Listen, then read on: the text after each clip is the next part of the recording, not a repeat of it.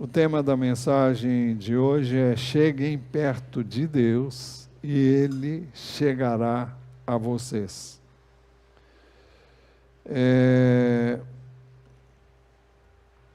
A razão deste tema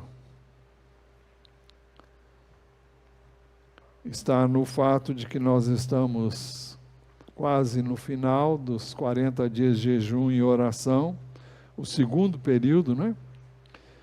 O tema é jejuando para ouvir o Senhor, e o nosso texto básico é Atos 13, 2. Enquanto eles adoravam o Senhor e jejuavam, o Espírito Santo disse: separem-me agora, Barnabé e Saulo, para a obra a que os tenho chamado.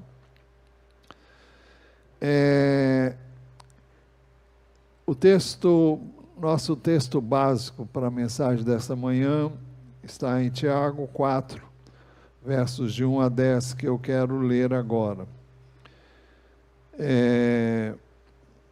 Esse texto já foi objeto de mensagens de várias maneiras aqui, tanto por mim quanto pelo pastor Felipe.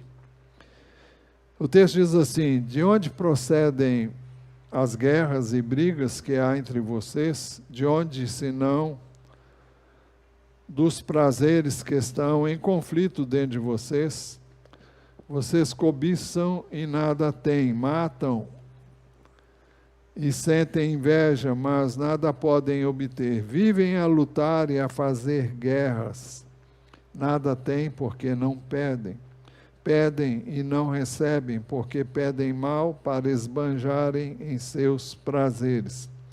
Gente infiel, vocês não sabem que a amizade do mundo é inimizade contra Deus? Aquele, pois, que quiser ser amigo do mundo se torna inimigo de Deus. Ou vocês pensam que é em vão que a Escritura diz: é com ciúme que por nós anseia o Espírito que Ele fez habitar em nós?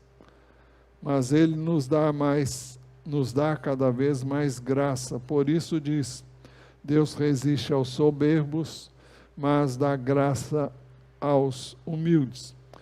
Portanto, sujeitem-se a Deus, mas resistam ao diabo, e ele fugirá de vocês. Cheguem perto de Deus, e ele se chegará a vocês. Limpem as mãos, pecadores, e vocês que são indecisos, purifiquem o coração. Reconheçam a sua miséria, lamentem e chorem, que o riso de vocês se transforme em pranto e que a alegria de vocês se transforme em tristeza. Humilhem-se diante do Senhor e Ele os exaltará. Então, como já dissemos, o tema da mensagem desta manhã é: cheguem perto de Deus e Ele se chegará a vocês. Para chegarmos perto de Deus, estamos falando de chegar em oração, precisamos considerar algumas questões. A primeira questão a considerar é como está o nosso relacionamento uns com os outros. Tiago faz uma pergunta: de onde procedem as guerras e brigas que há entre vocês? Ele está falando usando a palavra guerra para falar de relacionamentos. Eu sempre tenho dito aqui que muitas vezes não, na maioria das vezes, os nossos conflitos com pessoas, eles estão dentro da nossa própria casa. Quanto maior a família, mais conflitos podem surgir, porque cada cabeça é uma sentença. Eles estão no nosso trabalho, estão na escola, estão na nossa convivência com qualquer pessoa, em qualquer lugar onde nós estejamos sempre com essas pessoas. A palavra que é usada por guerra, ela fala de rixas, conflitos batalhas. Isso fala de uma coisa mais profunda negativamente. Fala de constantes litígios, brigas, contendas. E a outra palavra que é traduzida por brigas na NAA significa hostilidades agudas ou crônicas. É a dificuldade que nós temos de nos relacionar com determinadas pessoas e evitarmos esses relacionamentos. É verdade que hoje nós vimos aqui na Escola Bíblica Dominical que nós devemos perdoar, escolher perdoar, e é claro que não implica em que você vai ter uma relação íntima, uma amizade íntima com uma pessoa com quem você não sente liberdade para tê-la como pessoa mais próxima, por causa de coisas que já aconteceram, e você talvez tenha perdido a confiança nessa pessoa. Mas essas coisas podem existir, mas quando fala aqui de hostilidades, está falando de situações que tornam um ambiente hostil, difícil, e isso diz de coisas que não foram resolvidas nem tratadas, né? Mas quando ele pergunta de onde procedem as guerras e brigas que há entre vocês, ele mesmo responde: de onde? Senão dos prazeres que estão em conflito dentro de vocês. O que significa isso? A palavra que fala aqui de prazeres é a palavra que significa, no grego, edonem, significa buscar prazer a todo custo. Seria você querer a satisfação dos seus desejos pessoais. E esse desejo de fazer a sua vontade, fazer do seu jeito, como você quer, é que gera muitas vezes conflitos. Eu não estou dizendo que você não tem que ter uma posição firme quanto ao que é certo, direito, quanto à verdade, quanto à justiça, quanto àquilo que é certo aos olhos de Deus. Mas nós temos que ter cuidado para saber como lidar com essas situações sem nos contaminar com o erro, mas sem hostilizar quem pensa de forma diferente de cada um de nós. Mas o hedonismo consiste de uma doutrina moral em que a busca pelo prazer é o único propósito. Fala da busca do prazer com uma intensidade muito grande. Eu sei que isso existe de forma bem grave quando as pessoas buscam prazer simplesmente por prazer, querem um prazer a todo custo. Isso envolve muitas vezes até adrenalina, né? Mas elas querem ter uma experiência, querem ter prazer realmente. E existem prazeres legítimos que são perfeitamente normais: comer, beber, dormir, até você usar o vaso sanitário envolve prazer, porque se você não pudesse, muitas pessoas não podem. Muitas pessoas têm meios artificiais para fazerem as suas necessidades. Então, isso tudo é legítimo. Você precisa de descanso, você precisa de lazer, você precisa de renovo físico e emocional. Então, isso é perfeitamente normal, mas ninguém deve buscar um prazer como um fim em si. E quando essa busca é algo até doentio, as pessoas brigam umas com as outras porque querem fazer prevalecer a sua vontade. No contexto conjugal, quem ainda não casou deve saber que, se casar, vai ter que abrir mão de sua vontade em muitas áreas. Você não faz necessariamente o que você quer, mas aquilo que é bom para os dois, para o relacionamento. E se alguém não sabe abrir mão da sua vontade em favor do outro, naquilo que é bom e é desejável aos olhos de Deus, então não deve se casar, não. Fique sozinho, fique só na sua, você faz o que quer, do jeito que você quer, e não se case então. Porque casar é abrir mão de vontades próprias, em várias áreas, em vários setores.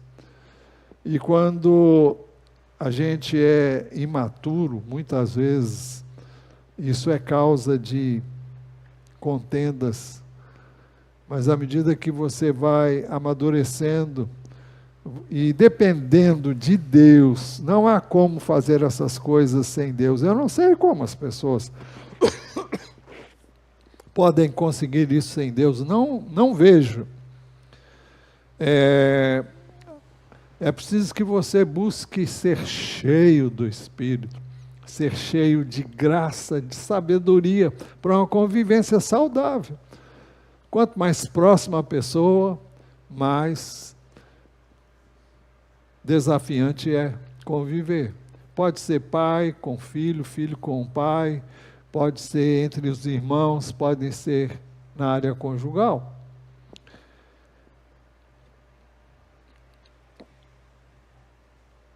A Nova Tradução na Linguagem de hoje diz assim: de onde vêm as lutas e as brigas entre vocês? Elas vêm dos maus desejos que estão sempre lutando dentro de vocês. Fala de um conflito, onde você luta contra os maus desejos, mas não abandona esses maus desejos. Gálatas 5,17 descreve essa luta quando você quer fazer a vontade de Deus, dizendo assim, Gálatas 5,17, porque a carne luta contra o Espírito aqui é o Espírito de Deus, e o Espírito luta contra a carne, porque são opostos entre si para que vocês não façam o que querem.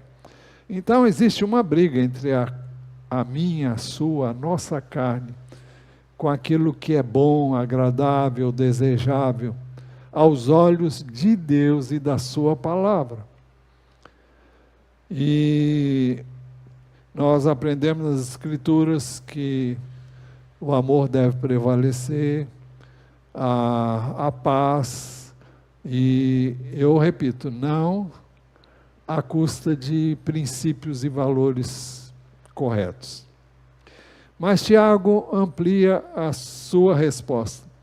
Vocês cobiçam e nada têm, matam e sentem inveja, mas nada podem obter, vivem a lutar e a fazer guerras. Aqui uma expressão muito forte, matar. Matam e sentem inveja. Eu penso que Jesus deixou muito claro para nós, no ensino do Sermão da Montanha, o que é matar. Matar não é só tirar a vida das pessoas, mas matar é quando você pode matar no coração, você pode se recusar a perdoar, você pode se recusar a caminhar a segunda milha, você pode se recusar a falar mal da pessoa. Aliás, você pode falar mal da pessoa e você pode ter o desejo de vê-la numa situação ruim. Tudo isso são sentimentos da carne, e que nós temos que vencer pelo poder e pela graça de Deus. Então, vocês cobiçam e nada têm. Ele diz, matam e sentem inveja. Se há uma coisa que nós temos que não podemos ter de forma alguma, é inveja. Porque isso é peçonha do inferno. É um veneno. Assim como também guardar ressentimentos contra quem quer que seja. Ele diz, vocês cobiçam e nada têm, matam e sentem inveja, mas nada podem obter. Vivem a lutar e a fazer guerras. É o desejo de satisfazer os anseios da carne a todo custo.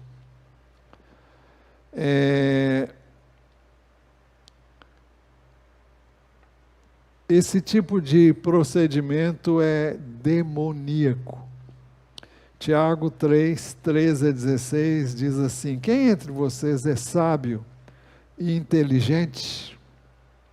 Mostre as suas obras em mansidão de sabedoria, mediante a sua boa conduta. Isso revela sabedoria.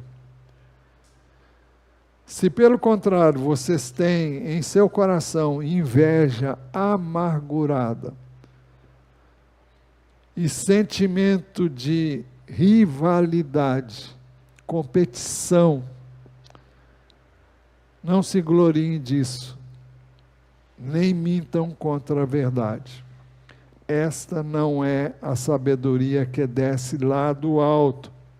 Pelo contrário, é terrena, animal e demoníaca. Pois onde há inveja e rivalidade, aí há confusão e toda espécie de coisas ruins. Ele já falou que essas coisas são demoníacas. E o que atrai coisas ruins, a atuação de espíritos malignos, é justamente a pessoa cultivar essas virtudes negativas e não se arrepender disso. Mas Tiago continua dizendo, vocês nada têm porque não pedem, pedem e não recebem porque pedem mal, para esbanjarem em seus prazeres. Hoje, no passado, alguns querem fazer com que Deus se torne seu servo. E eles são apressados em determinar. Eu determino, eu não aceito, eu não permito. Será que você tem autoridade para isso? Eu e você não temos nenhuma autoridade para dizer isso, nem em nós, com relação a nós. Aliás, eu posso dizer, olha, eu não concordo com isso, mas você não pode dizer que você não vai interferir na ordem das coisas, em situações que estão fora do seu controle. Não, eu não permito isso. Eu determino, eu profetizo que não vai ser assim. Isso é inferno puro. Isso revela um coração soberbo, orgulhoso, cheio de si, e não tem nada a ver com a palavra de Deus. Então, só porque você não quer, não é que você vai fazer com que aconteça. Nenhum de nós está com esse poder que pertence a Deus. Então, as pessoas muitas vezes querem mais para ter oportunidade de fazer o que querem com o que ganham, o que têm. E nós não somos donos daquilo que temos, chamamos de nosso, porque tudo que temos pertence a Deus. Quando nós entregamos nossa vida a Deus, nós entregamos tudo a Ele, e nada que nós chamamos de nosso é realmente nosso. Nós somos administradores dos bens que Deus nos dá. É interessante que Deus, no Velho Testamento, deixou claro para o povo de Israel que a terra que Ele daria a eles era dele. Não seria deles. Por isso que ninguém tinha posse eterna. É verdade que Ele designou para que as propriedades passassem de geração a geração, mas Deus sempre afirmou que, aliás, o Salmo 24 diz: do Senhor é a terra e a sua plenitude, o mundo e os que nele habitam.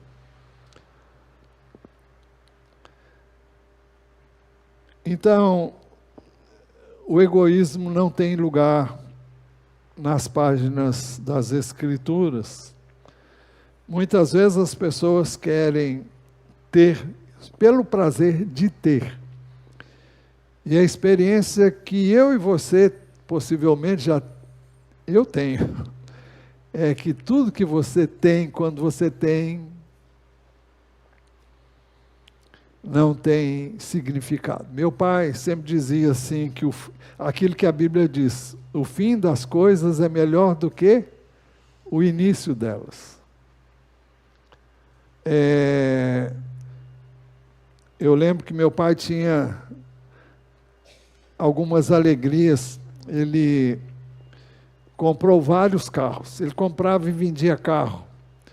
E velhos, carros que só davam trabalho. Ele dizia: olha, eu tenho duas alegrias, é o dia que eu compro, mas a maior é o dia que eu vendo. E era uma coisa, estava na fase da adolescência e eu vibrava quando chegava um carro lá em casa. Era carro velho, mas era o que chegava. E os carros davam trabalho, tinha problema de mecânica em um punhado de coisa. E ele falava: graças a Deus, vendia. Mas depois vinha outro. E foi assim muito tempo. Então, nós temos que ter cuidado com o consumismo inveterado. Cobiçar coisas que não são necessariamente boas para nós e nem temos necessidade. Então, nós não podemos ser consumistas inveterados, nós não podemos deixar de visar os interesses do reino, a sua justiça e o nosso crescimento espiritual. Nós temos que buscar a proximidade com Deus, servir melhor, com mais tempo para Ele, e buscar os valores eternos. Mas essas pessoas visam só os seus interesses, aquilo que vai lhes proporcionar mais prazer. Olha, estou me lembrando agora, domingo eu não estou na igreja cedo de jeito nenhum, é o meu dia de descanso. E o Senhor diz que o seu descanso está nele. Nele. Isaías 58, os finalzinhos lá do texto fala sobre isso. O Senhor mostra que o dia que Ele separou para descansarmos, foi feito para descansar nele, para nos alegrarmos nele. Não é que nós, no Novo Testamento, todos os dias são do Senhor. Não é um dia especial, mas tem um dia quando nós buscamos juntos a presença de Deus. E muitas pessoas querem dormir até tarde. E eu respeito isso, mas temos que pensar, o que nós estamos buscando? Por que eu não deito mais cedo e levanto mais cedo? Normalmente, no domingo, é o dia que na noite anterior, eu dormi mais tarde e eu levanto mais cedo do que nos outros dias. É preciso que nós aprendamos a renunciar à nossa própria vontade para fazer o que é bom, agradável aos olhos de Deus. É preciso que busquemos não a nossa comodidade, mas aquilo que realmente é bom, é agradável e aceitável diante de Deus. Mas, voltando à questão de pedir, Jesus nos encorajou a pedir. Mateus 7, 7 a 11, ele disse assim: peçam e lhes será dado, busquem e acharão, batam e a porta será aberta para vocês. Jesus nos ensina aqui a ser insistentes na busca para obter aquilo que precisamos. Pois todo que pede, recebe. O que busca, encontra. E a quem bate, a porta será aberta. Ou quem de vocês, se o filho pedir pão, lhe dará uma pedra? Veja que o filho está pedindo pão. Nenhum pai vai dar pedra para o filho que pede pão. Ou se pedir um peixe, lhe dará uma cobra? Ora, se vocês que são maus sabem dar coisas boas aos seus filhos, quanto mais o Pai de vocês, que está nos céus, dará coisas boas aos que lhe pedirem. Por isso que Tiago diz: vocês pedem e não recebem. Será que o que estamos pedindo é bom? Vai ser bom? Ou vai ser mal? Mal para o meu relacionamento com Deus, mal para o relacionamento com a minha família. E N fatores. As pessoas gostam, e isso é explicado. Querem sombra e água fresca. Mas será que é isso que Deus quer para nós? Eu creio que Ele quer que eu e você tenhamos descanso, tenhamos refrigério, tenhamos paz, tenhamos uma série de necessidades legítimas satisfeitas. Isso é diferente de preguiça, de prazer de ter o que você quer, do jeito que você quer, e nem sempre é bom. Muitas pessoas querem ter coisas que muitas vezes as afastam do Senhor. É o caso de determinadas propriedades que as pessoas têm fora do contexto delas, aqui da cidade. E muitas vezes essa propriedade é motivo para ela ir se afastando lentamente de Deus. Ela troca muitas vezes o relacionamento com Deus e com os irmãos, justamente no final de semana. Então é algo a se pensar. Cada um pense de si para si mesmo. Mas para chegarmos perto de Deus em oração, precisamos considerar algumas questões. A segunda questão a considerar é como está o nosso relacionamento com Deus. Vimos que o nosso relacionamento uns com os outros, devemos ter o cuidado para que essas guerras, esses conflitos, não nos afastem uns dos outros e não nos afastem de Deus. Por isso que a segunda questão a considerar é como está o nosso relacionamento com Deus. Nós não podemos estar bem com Deus se não estivermos bem uns com os outros. Eu insisto em dizer, não implica em relacionamentos muito próximos de intimidade.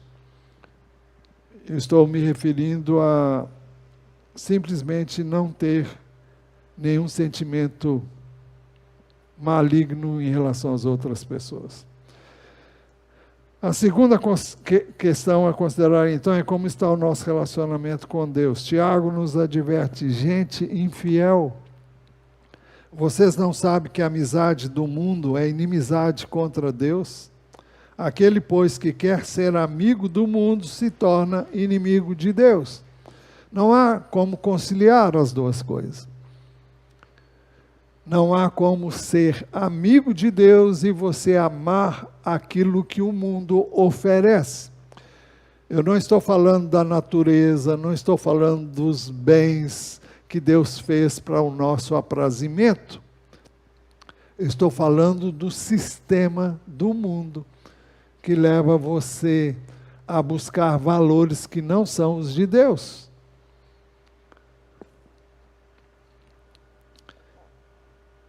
A quem Tiago está se referindo quando ele fala assim, gente infiel?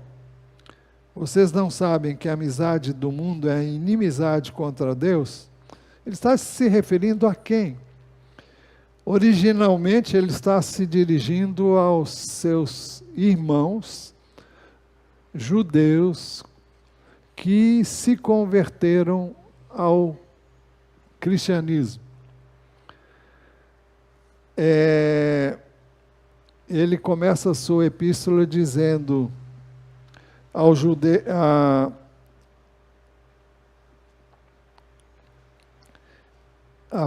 eu pensei que tivesse anotado aqui, mas o trecho começa dizendo assim: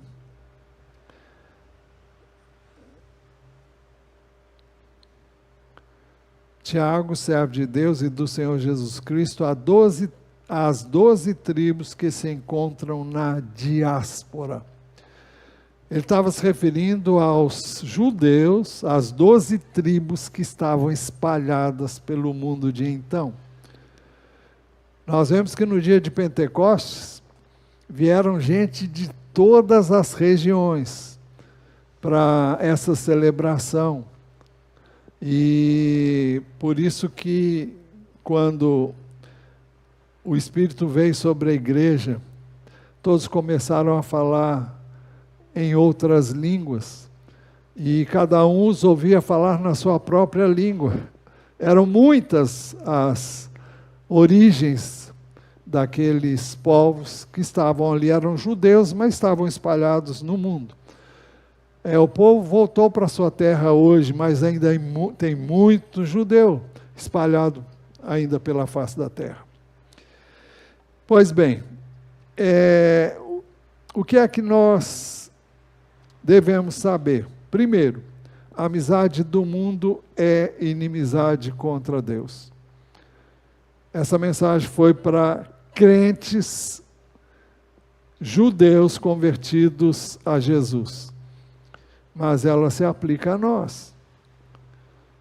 Nós falamos muito sobre perseguição em lugares onde a igreja é perseguida de uma forma impressionante.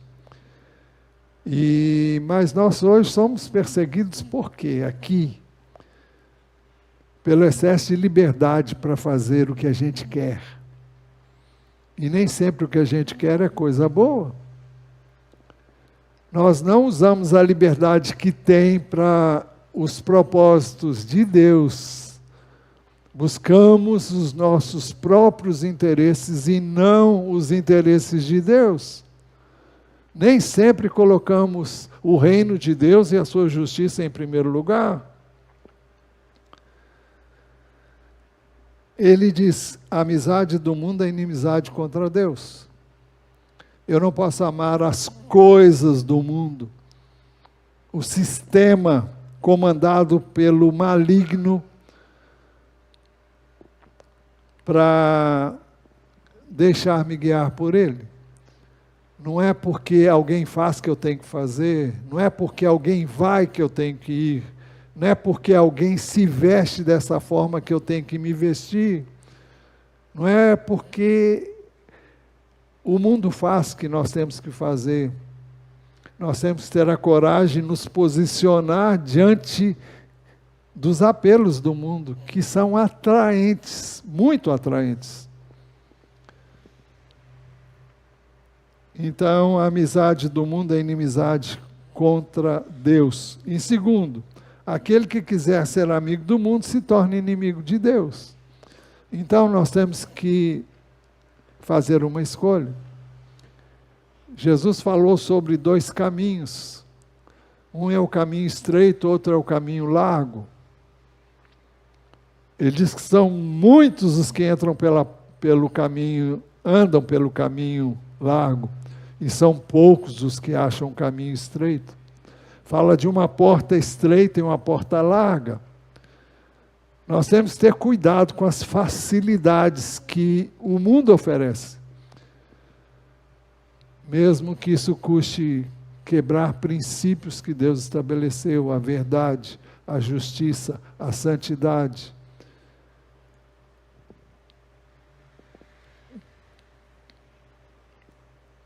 Tiago nos faz saber que o Espírito de Deus que habita em nós requer fidelidade e exclusividade. Tiago 4, 5 e 6. Ou vocês pensam que é em vão que a Escritura diz, é com ciúme que por nós anseia o Espírito, que Ele faz habitar em nós? Mas Ele nos dá cada vez mais graça. Por isso diz, Deus resiste aos soberbos, mas dá graça aos humildes. Temos que considerar aqui algumas questões importantes. Primeira, o Espírito que Deus fez habitar em nós tem ciúmes de nós. Ciúmes não é o ciúme caracterizado pelas obras da carne, não.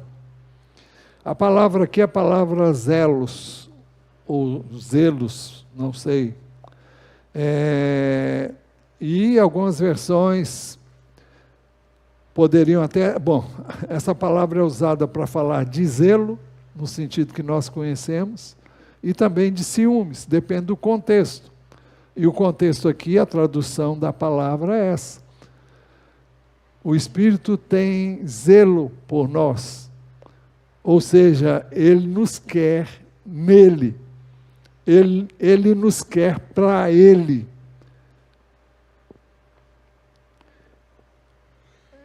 É uma coisa que nós temos que entender quando entregamos a nossa vida a Jesus, é que nós estamos entregando a nossa vida para Ele. E isso implica entregar tudo. Não há nada que eu possa reter. Eu tenho vontade, sim, mas eu tenho que submeter essa vontade a Deus. Jesus tinha a sua vontade. Se é possível, passe de mim este cálice, mas não seja como eu quero. Então é necessário que nós podemos até dizer, Deus, eu quero. Mas eu tenho que perguntar se Ele quer. Eu não posso fazer escolhas ao meu bel prazer. As escolhas têm que estar alinhadas com a vontade de Deus. É verdade que muitas vezes nós temos que tomar decisões rápidas, mas é preciso que nós estejamos ligados a Deus e sensíveis ao Espírito de Deus naquilo que vamos decidir. Podemos errar? Podemos. Mas se errarmos, vamos pedir perdão e retornar ao caminho certo. Então, primeiro, o Espírito de Deus que Ele faz habitar em nós tem ciúmes de nós. O texto diz, é com ciúme que por nós anseia o Espírito que Ele fez habitar em nós. Então, o Espírito quer que eu comungue com Ele, que eu tenha comunhão com Ele, que eu viva nele por meio dele. Porque o Espírito representa Jesus. Nós vimos aqui na EBD hoje e em outras ocasiões também que quando o Espírito foi enviado, ele foi enviado para representar Jesus, e o Pai também. Mas a segunda coisa que temos que considerar é que para vivermos com fidelidade, exclusividade para o Senhor, Ele nos concede graça. Mas Ele nos dá graça, Ele nos dá cada vez mais graça. Graça para quê? Graça para nós fazermos a vontade de Deus, para nos darmos inteiramente a Ele. Então, não pense que você pode, não, eu vou fazer isso. Você precisa depender da graça de Deus, para ser dele, para pertencer a Ele, para buscá-lo. Então, Ele nos faz saber também que Deus resiste ao soberbo. Por isso diz, Deus resiste ao soberbo. Qual é o soberbo? É o que toma as decisões sem buscar a direção de Deus. É o que sabe o que quer e persegue o que quer. Não é isso que o mundo diz para você.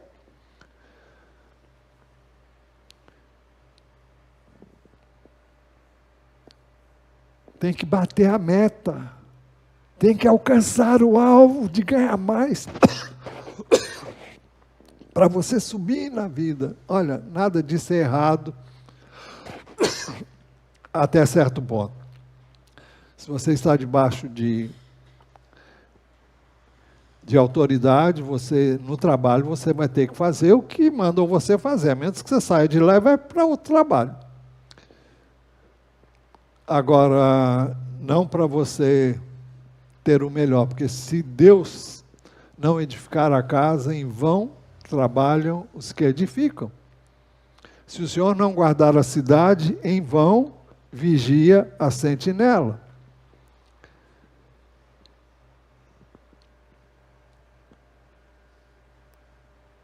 Deus resiste aos soberbos, mas o texto diz, sim, em quarto lugar, Deus concede graça aos humildes, mas dá graça aos humildes.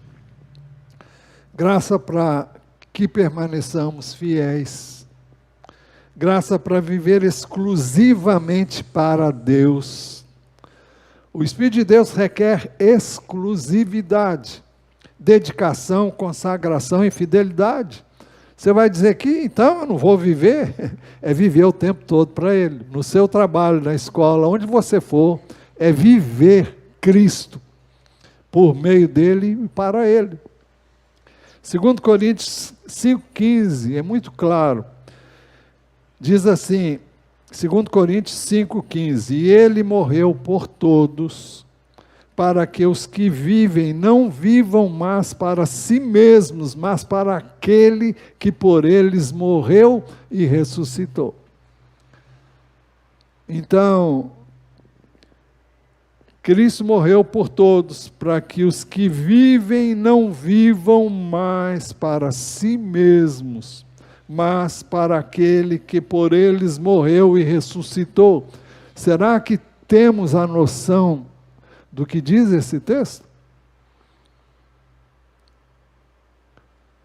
Não é sem razão que Jesus disse, alguém quer vir após mim, negue-se a si mesmo. Dia a dia tome a sua cruz e siga-me.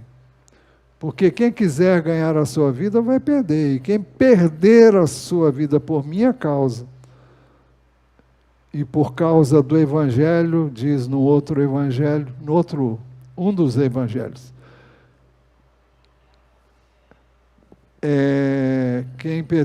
quem quiser ganhar a sua vida vai perder, e quem perder por minha causa e por causa do Evangelho, esse achará.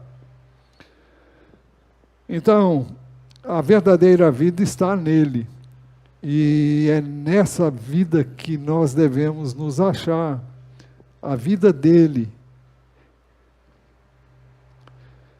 Então, para chegarmos perto de Deus em oração, precisamos considerar algumas questões. A terceira questão a considerar: os princípios de Deus para nos achegarmos a Ele.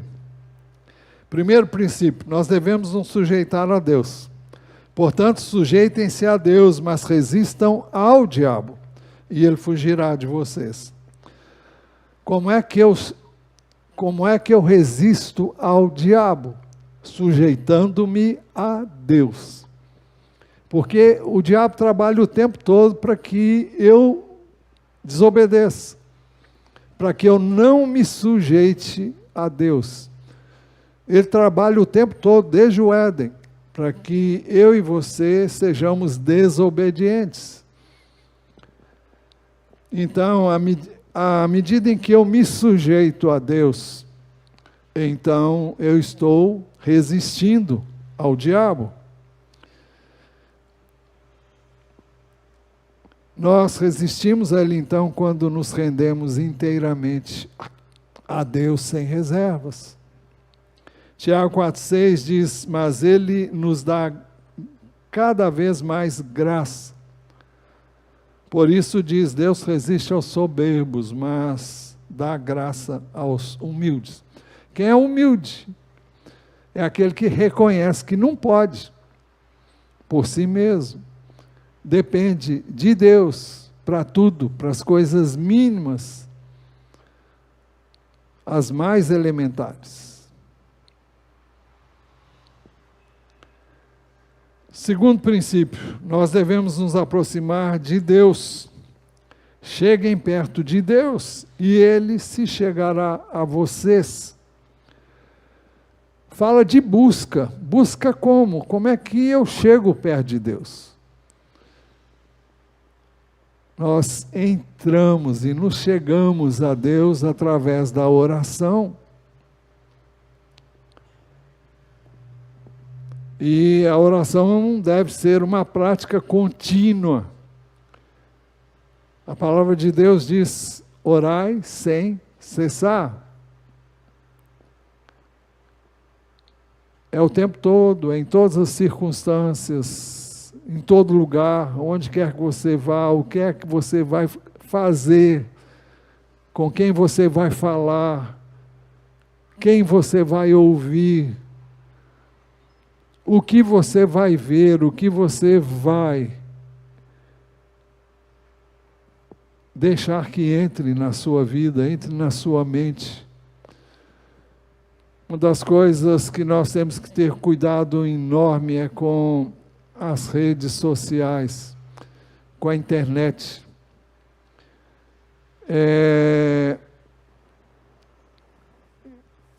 Eu confesso que não sou tão antenado com relação à área tecnológica. Procuro me atualizar, mas recentemente eu consegui impedir de receber coisas que eu não queria, e confesso não sabia como fazer, mas consegui. Não quero isso mais, denunciar não é bem denunciar, você diz, eu não tenho interesse, não quero, e assim parei de receber coisas que eu não queria. Informações que eu não quero saber, fofocas que eu não quero saber da vida de ninguém, não quero tomar conhecimento de coisas que muita gente está buscando o tempo todo saber. Isso para não falar em vídeos que são um atentado à sua natureza espiritual, por isso que atendem aos apetites da carne. São vídeos sensuais e, para não falar em pornografia, né?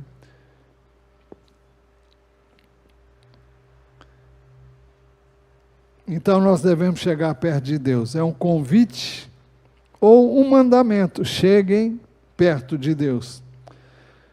Jeremias, o texto faz uma promessa, e Ele se chegará a vocês. Cheguem perto de Deus, e Ele se chegará a vocês. Jeremias 29, 12, 14, diz assim: então vocês me invocarão e me acharão, e se aproximarão de mim em oração e eu os ouvirei. Então vocês me invocarão e se aproximarão de mim em oração e eu os ouvirei. E ele explica: vocês me buscarão e me acharão quando me buscarem de todo o coração. Serei achado por vocês, diz o Senhor, e farei com que mude a sorte de vocês. O povo de Israel era religioso.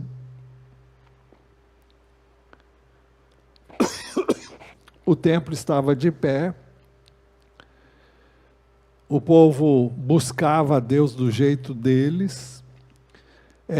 Seguiam determinados ritos religiosos. Mas ficou claro que o povo não estava interessado em obedecer a Deus, em ouvir Deus, em deixar-se persuadir de Deus. As orações eram orações mecânicas e hipócritas, conforme as Escrituras nos relatam. Agora, o povo seria levado em cativeiro. Ficaria 70 anos na Babilônia. E lá eles iam sentir falta e necessidade de Deus. Isso não aconteceu imediatamente, mas depois de muito sofrimento. Então, o texto diz: então vocês me invocarão, se aproximarão de mim em oração, e eu os ouvirei. Vocês me buscarão e me acharão quando me buscarem de todo o coração. Aí faria uma diferença. Agora, para o povo chegar a isso, foi no final do período de 70 anos. Depois de passar por muitas rebordosas. O texto está se referindo a um tempo em que isso aconteceria e Deus mudaria a sorte, tiraria o povo de lá e traria de volta para a sua terra. Serei achado por vocês, diz o Senhor, e farei com que mude a sorte de vocês. E o texto vai mostrar que é com relação à libertação do cativeiro. Terceiro princípio: diante dele nós precisamos abandonar a prática do pecado. O texto diz: limpem as mãos, pecadores, e vocês que são indecisos, purifiquem o coração. Limpem as mãos sujas pelo pecado, pelo ódio, pelo rancor, pelo roubo, pela propina, pela corrupção, pela impureza sexual, a imoralidade. As mãos podem ser instrumentos para o bem, instrumentos para o mal. Então, limpar as mãos é realmente abandonar o pecado. Tomar uma decisão para abandonar o pecado. Não quero mais isso na minha vida. O texto diz assim: limpem as mãos, pecadores, e vocês que são indecisos, purifiquem o coração. É a mesma coisa de limpar as mãos, e não é só um ato externo. As mãos aqui falam de mãos sujas pelo pecado, e o pecado é uma coisa interna. E purifiquem o coração. Como é que a gente purifica o coração? Ou melhor, antes disso, o que há no coração? É a motivação que nos leva a tomar decisões. não é mera formalidade, é uma coisa que realmente nós queremos, ainda que seja luta, ainda que seja necessário tomar uma posição e enfrentar os resultados disso. Abandonar o pecado, a prática do pecado, a prática de vídeos que não convêm, abandonar a pornografia. Tem muito crente viciado em pornografia. Não é uma coisa fácil, mas é uma decisão. Por isso que ele diz: e vocês que são indecisos, purifiquem o coração, escolham ser purificados.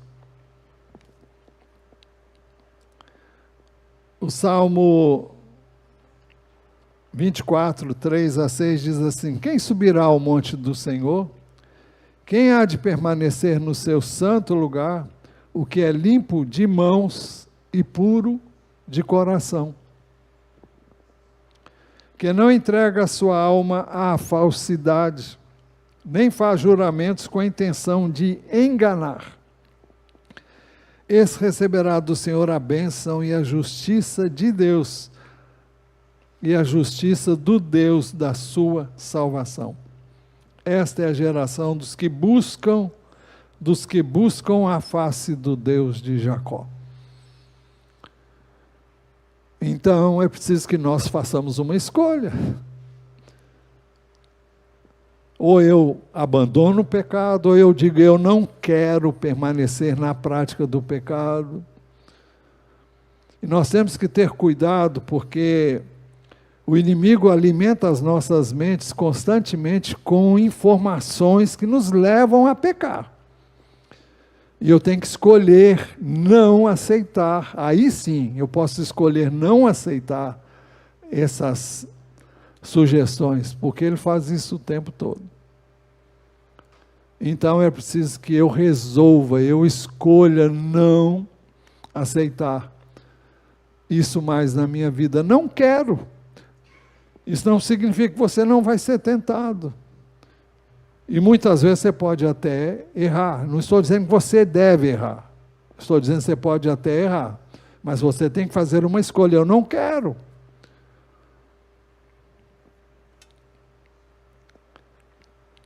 E quarto princípio, diante dele nós precisamos reconhecer e arrependermos-nos do nosso pecado. Reconheçam a sua miséria, lamentem. É reconhecer a miserabilidade que o Paulo é, que você é, que todos nós somos. É a miserabilidade da nossa carne. Não é se sentir a pior das criaturas. Eu não tenho razão para me sentir a pior das criaturas. Eu pertenço ao Senhor. Ele me amou, Ele me resgatou, Ele me recebeu, mesmo sendo eu pecador. Mas não é para permanecer na prática do pecado. Eu não sou a pior, eu não sou, eu não sou nada. Realmente em nós não somos nada. Mas nós temos a filiação de Jesus. Nós somos filhos de Deus, nós temos o Espírito de Deus, que é o penhor da nossa herança, temos a vida eterna, temos a comunhão com Deus, se quisermos ter. Então, sou chamado de filho de Deus. Tem até uma música que já fez sucesso no meio evangélico.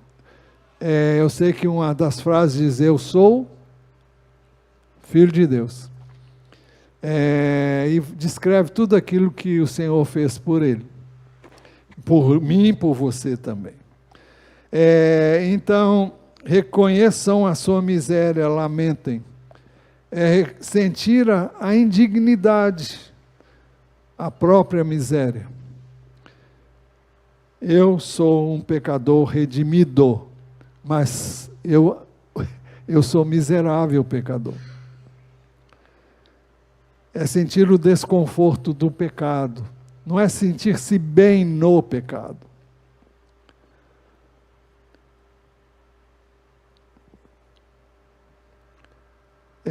Hoje foi comentado aqui, e Lucas 18, 10 a 14 diz assim: 2 homens foram ao templo para orar. Um era fariseu e o outro era publicano. O fariseu era aquele que fazia tudo certinho, pelo menos de acordo com a lei, né? Paulo diz que quanto à lei, ele era irrepreensível. O fariseu ficou em pé e orava de si para si mesmo, desta forma: ó Deus, graças te dou, porque não sou como os demais homens, roubadores, injustos e adúlteros, nem ainda como este publicano. Jejuo 2 vezes por semana e dou o dízimo de tudo que ganho. O publicano, estando em pé longe, nem mesmo ousava levantar os olhos para o céu, mas batia no peito, dizendo: ó Deus, tem pena de mim. Eu gosto mais da versão que diz: tem misericórdia de mim, que sou pecador. Digo a vocês que este desceu justificado para a sua casa, e não aquele. Porque todo que se exalta será humilhado, e todo que se humilha será exaltado. Se há uma coisa que eu e você temos que fazer, é nos humilhar diante de Deus. Isso para reconhecer a nossa miserabilidade. Ninguém deve confiar em si. Ninguém. Não existe homem que possa confiar em si e se dar bem na sua relação com Deus.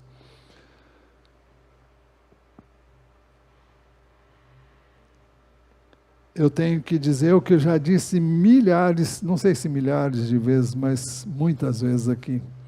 Jesus disse: sem mim, vocês não podem fazer nada.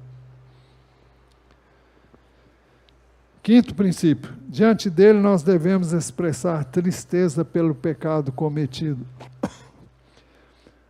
O texto diz: lamentem e chorem, que o riso de vocês se transforme em pranto e que a alegria de vocês se transforme em tristeza.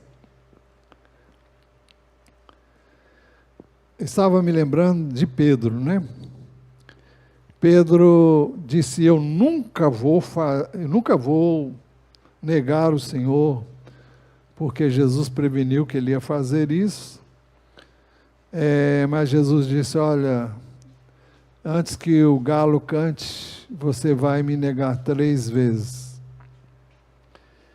E o que Pedro fez quando o galo quando ele negou a 3ª vez e o galo cantou? A primeira pessoa que ele viu foi quem? Foi Jesus.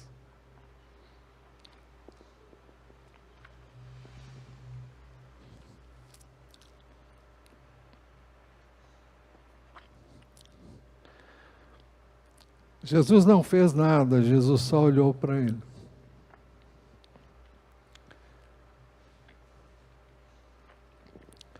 Pedro chorou copiosamente.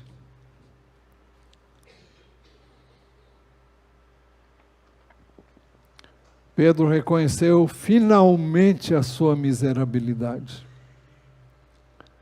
Até então ele achava que podia.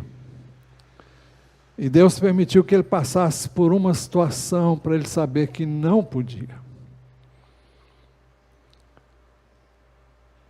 Sabemos que depois o Senhor, quando ressuscitou, a primeira pessoa que ele quis enfatizar para estar com ele, onde ele havia marcado com seus discípulos, foi Pedro.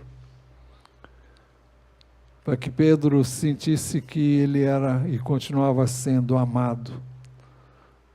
Não porque havia falhado, mas porque ele aprendeu a lição que era necessária. Arrependimento verdadeiro traz uma tristeza profunda. Eu já experimentei isso E eu creio que muitos aqui já terão experimentado, espero que tenham experimentado. É você ver a malignidade do pecado que você cometeu. É você ficar muito triste com isso.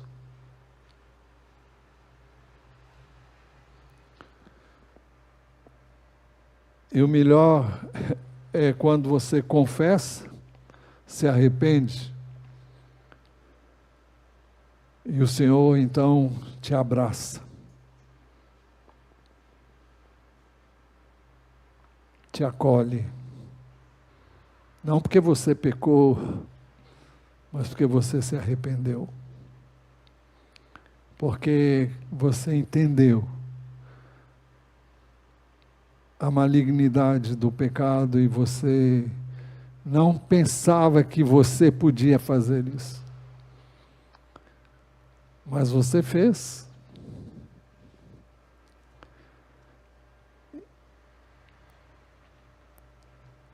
A alegria do mundo traz dor. Provérbios 4:3 diz, até no riso o coração pode ter dor, e o fim da alegria pode ser a tristeza. Essa é a tristeza do mundo. Não é a tristeza de arrependimento, é a tristeza de ver que aquilo não chegou a lugar nenhum. Você tem um prazer enorme. Acabou. E aí? Ficou vazio. Porque isso não preencheu a sua vida. Não satisfez. Não atendeu ao seu vazio interior, que só pode ser preenchido pelo Senhor. É por isso que Eclesiastes 2:1 e 2 diz, eu disse a mim mesmo, vamos, prove a alegria, procure ser feliz. Mas também isso era vaidade. Concluí que o riso é tolice e que a alegria não serve para nada. A alegria do mundo, a alegria de ter um prazer que não vai durar. Eu tenho que explicar que você pode ter prazer em várias coisas da vida, mas ela tem que ser aquilo que Deus nos deu e permitiu que eu e você usufruamos de forma correta, adequada. A tristeza, segundo Deus, produz arrependimento. 2 Coríntios 7:10, porque a tristeza, segundo Deus, produz arrependimento para a salvação. Eu acrescento aqui, sem medo de errar, para a libertação, e conhecereis a verdade, e a verdade os libertará. Porque a tristeza, segundo Deus, produz arrependimento para a salvação, que a ninguém traz pesar. Mas a tristeza do mundo produz morte. É o vazio, é o nada. Sexto princípio, diante de Deus nós devemos nos humilhar. Humilhem-se diante do Senhor e Ele os exaltará. 1 de Pedro 5,6 diz algo semelhante, portanto, humilhem-se debaixo da poderosa mão de Deus, para que Ele, em tempo oportuno, os exalte. O melhor que eu e você fazemos é nos humilharmos diante de Deus. É reconhecer a necessidade que temos dEle. Fazemos isso quando oramos, quando nos achegamos a Deus. Conclusão, para chegarmos perto de Deus, em oração nós precisamos considerar algumas questões. A primeira questão é considerar como está o nosso relacionamento uns com os outros. A segunda questão a considerar é como está o nosso relacionamento com Ele mesmo. Eu disse, se não estivermos bem uns com os outros, não estaremos bem com Deus. Ora, a palavra que dele ouvimos e anunciamos a vocês é esta: Deus é luz e nele não há treva nenhuma.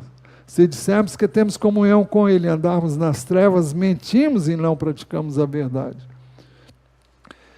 Trevas, no contexto de João, naquele capítulo e no capítulo 2, é você ter ódio do irmão, é você ter ressentimento contra o irmão.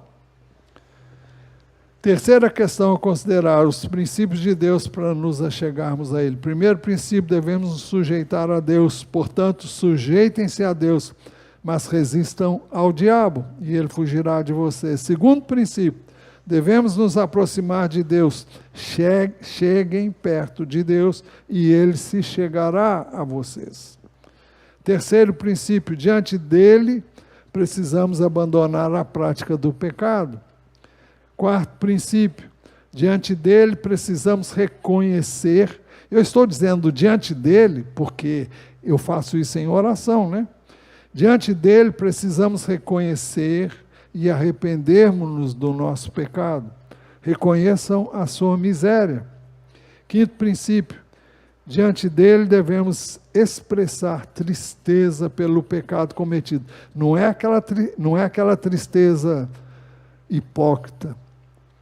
É a tristeza de coração realmente triste com o que eu e você fazemos de errado. Lamentem, chore, que o riso de você se transforme em pranto e que a alegria de você se transforme em tristeza.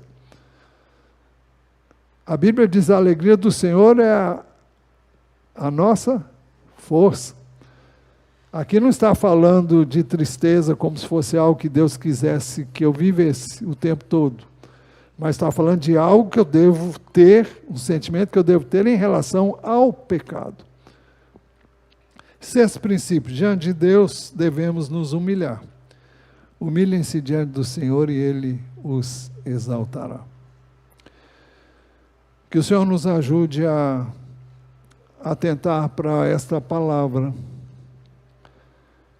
e a vivê-la não por qualquer outra razão, mas senão pelo poder do Espírito.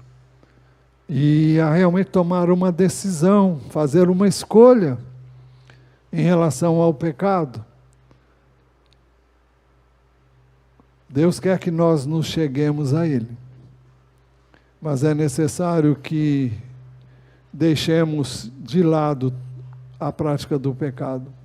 Pecado e relacionamento com Deus não combinam. Aliás, dificilmente alguém que está em pecado vai buscar a Deus. Não vai buscar a palavra, não vai orar. Eu sei porque eu já vivi isso na pele. Eu sei o que é isso.